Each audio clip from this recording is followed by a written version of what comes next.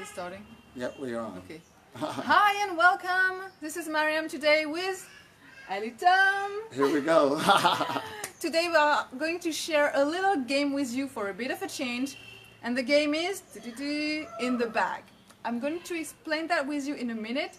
First I want to introduce, so Ali Tom, as you know, is a Breatharian. Meaning he doesn't eat and drink at all and live from that beautiful energy that we have all around us all the time and inside of us. And I am Mariam, as we could call me, a holistic interpreter, sharing how we can use holistic practices to transform our body, life and careers if we want to. Anything really we can manifest through that unlimited energy that is around and inside of us. Absolutely. All right. Now, this being said, I can share with you the game that we are going to play today. A very serious one. Ta-da! So in this bag, we have a few papers. Let me show you if you can see. Oh my goodness, the bag is big. Là, okay, voila, as we say in French, here it is. So we have a few papers, and Elisa and I are going to pick one of them, and on the paper is written a little something, and that little something is going to be the topic of our discussion today around family connections. All right? Mm-hmm. Are we ready? We're ready. We're ready. Are you ready? Yes, you are. Okay, so let's get started. I suggest you pick the paper. All right, it's on me. We got to do it good here. Let me get that chi circulation in my hands. We haven't prepared anything, so it's just like go with the flow. Okay. All right. So the paper I pick. Let's see what we got here. Is it one? Yeah, okay. All right. Oh, man. What is it? Religion. Religion. Oh. All right. That's a good one. Religion and family connection. Oh, yeah. Oh, that sounds great. This is real heavy. Okay. So shall I start and then you go second? You can go ahead. You're doing a good job. All right. Because when I get on there, it's going to be...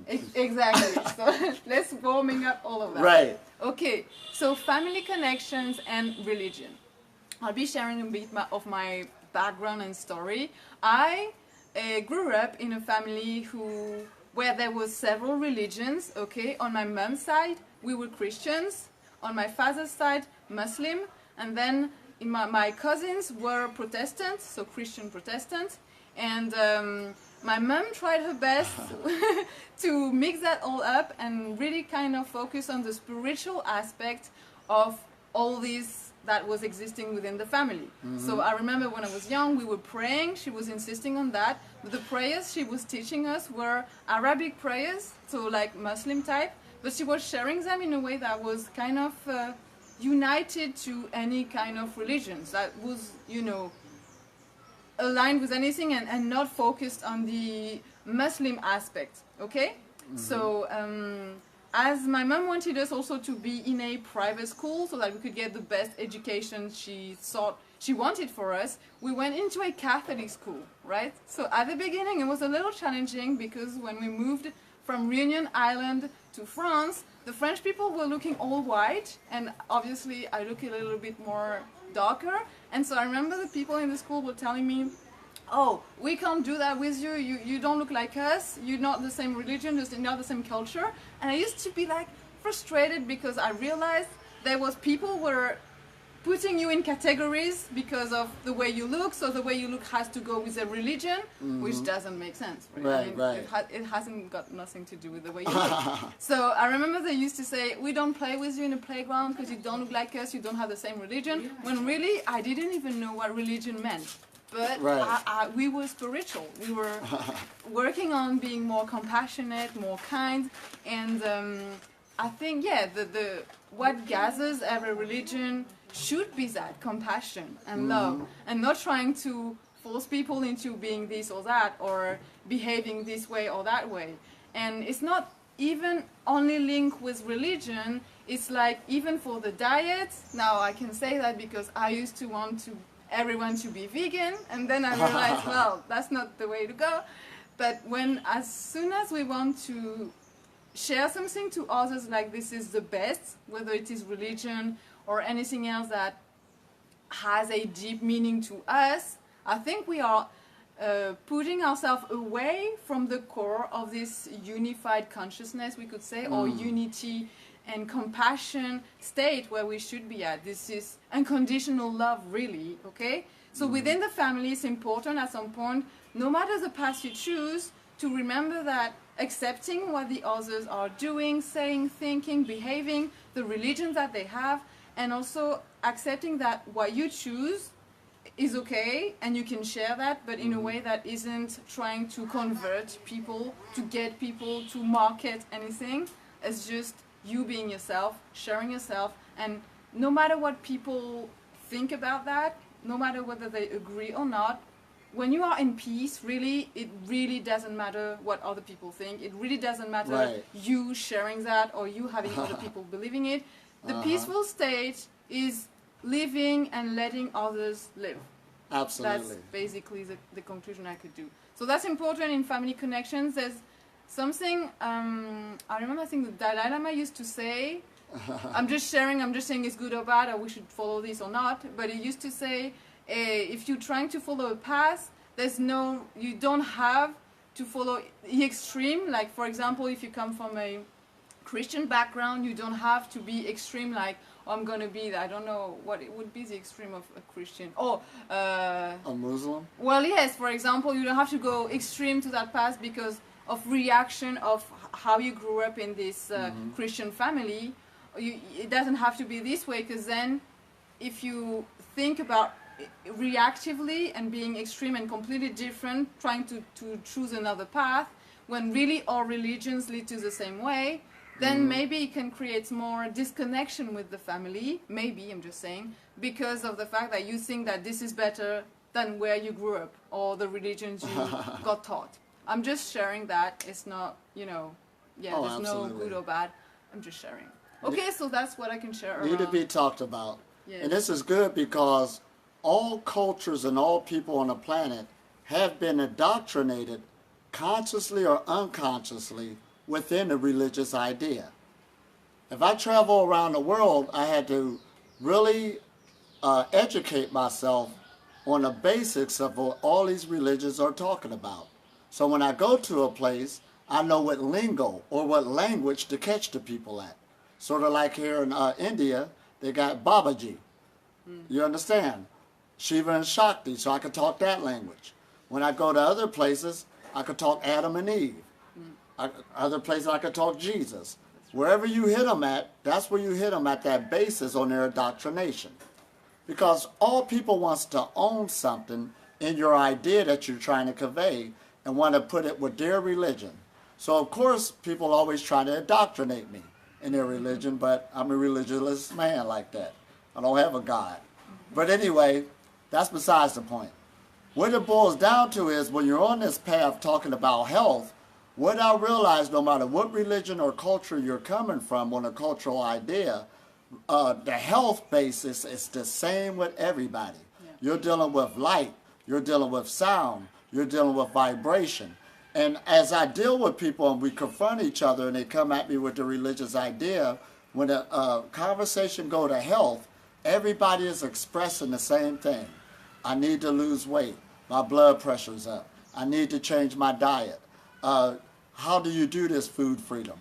And we have to bring it to them slowly on this connection coming back to the source. And it's okay to lay down your belief system because this ain't got nothing to do with it. I know it's scary in the beginning, that shakes people. And sometimes people could be so stuck in a religious idea, they say, I got it made or I got it lucky because by me not having no religion, I could travel to these different places and just speak my piece. But if you grew up in it and made a commitment to it, you have fear to break away from it due to what everybody else will say about you. I hear this all the time. This is so serious, they got a group in Europe called Caught in a Pulpit. And that's for ministers, rabbis, different spiritual teachers who've been teaching something so long, they want to break away with it or learn something new, but they cannot let the practitioners know because the practitioners want them to say that specific message.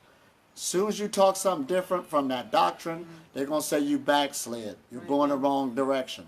So a lot of people don't want to go through that because that's their livelihood. That's what they're known for.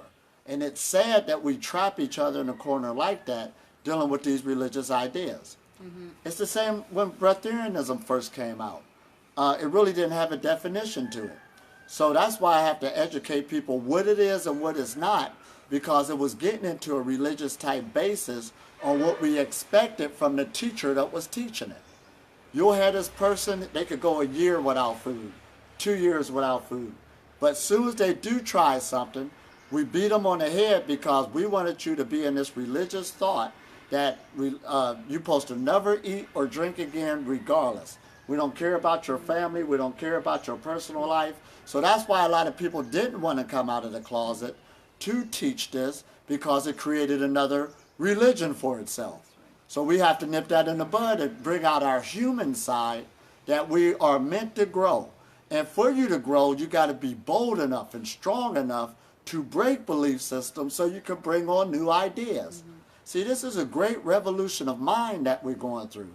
This is needed, and this is a revolution because we are standing up to these old thoughts and ideas, and if it don't work, it's okay to leave it alone.